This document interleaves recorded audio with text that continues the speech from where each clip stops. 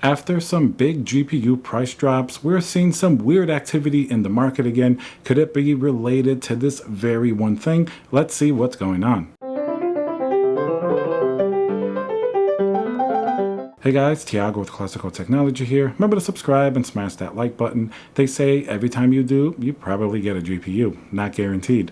Alright, so let's talk about GPU pricing. Back in May, it reached some historic levels. We're going to reference some of these graphs by TechSpot. They've been doing some analysis on the GPU pricing. You can see in May, with Ethereum pricing being at its peak of over $4,000, people were buying GPUs because they view it as a return on investment. Even if the 3090 was a whopping $3,500 to $4,000, as some of these prices indicate, people thought, all right, Ethereum probably going to go up even more from here, and the return on investment is going to be worth it, putting gamers pretty much out to pasture who are looking for a more reasonable price in terms of the MSRP.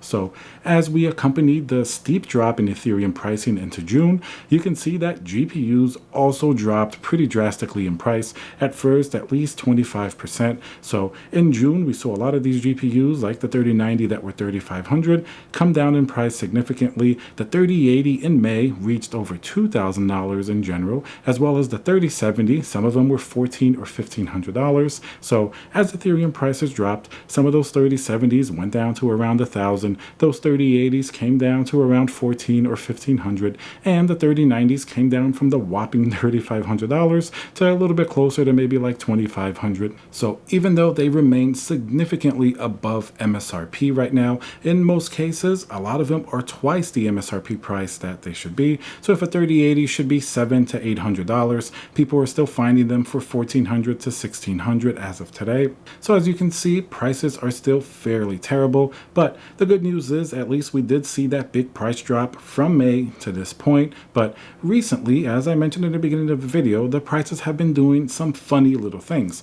If we look at the Ethereum pricing the last few weeks, guess what? Both Bitcoin and Ethereum spiked up significantly again from being sort of mellowed out in June. There wasn't too much activity there, and therefore that's why we saw GPU prices stagnate for a few weeks.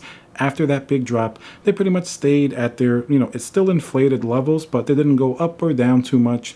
Now we got that little bit of a bump in terms of the Ethereum pricing. And of course, once again, we saw GPU prices continue to stagnate, and some GPUs actually started to go up a little bit. Sometimes some GPUs will go down. So we're still in that sort of up and down wave, specifically correlated to Ethereum. Now, in general, I don't blame mining. I don't think it's negative in general if people are just doing it like one or two, but it must be said that some reports where 25% of GPUs were sold to mining operations. So you can figure that 25% of millions of GPUs will sway the market in the way that we're seeing. That's why we see Ethereum prices high, GPU prices high. Ethereum goes down, more GPUs are not only priced lower, you're going to be able to find them more available. Let's say if you're the typical miner buying multiple GPUs, if Ethereum is going up and you think it's going to go up even higher, you don't really care for in general what the MSRP is going to be because you think you're going to make that back. Now, a gamer wants to buy one GPU and have it perhaps for a few years. So that gamer is going to be a lot more concerned with the MSRP they're going to pay. They're going to want to pay the best price possible because it's, after all, mostly just a leisure GPU, even if they're going to occasionally use it for mining. So that correlation is massive, and it's not something we can really talk around and say, oh, it's because of manufacturing or gamer demand or shortages. Those all certainly play a role. I'm not minimizing any of that, but I think at the end of the day, that mining sort of demand is also the last thing to really affect these GPUs, just because we can clearly see the correlation between Ethereum pricing and GPU pricing and demand. Really no way about that. So having said that, can we predict where GPU prices will go towards the end of the year if you're looking to buy a GPU? Well, I believe somewhat that we can. I mean, prices have already gone down a significant amount from, like we mentioned, a $3,500 3090. Now it's getting closer to what the MSRP used to be. In some cases, most GPUs are still twice their MSRP.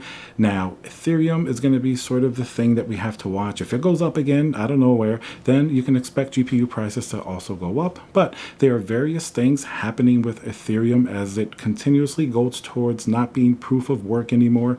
And that way, in the future, Ethereum mining is certainly going to go down, and we have to see if there are going to be other things to replace it to keep up the GPU demand. So I would guess that by the end of the year, if everything sort of plays out and Ethereum goes down a little bit more and it doesn't do anything crazy like shoot up really, really high like it has in May, I think we should most likely see much more reasonable GPU pricing. Now, something can happen at any time. It's a very unpredictable market. It's not like GPUs are the same price week after week. So this is certainly going to be something to keep an eye on. And most of the GPUs that are heavily affected by Ethereum are going to be the Nvidia GPUs, the ones that aren't the light hash rate. We've seen the 3080 Ti and the 3070 Ti. While they're still at inflated pricing, they're not as bad as maybe like a 3070 or 3080 in some cases, especially in terms of actually being able to find them in store. You can certainly find a 3080 Ti a little bit easier than you could a 3080, just because the 3080 certainly has been much more in demand ever since the beginning,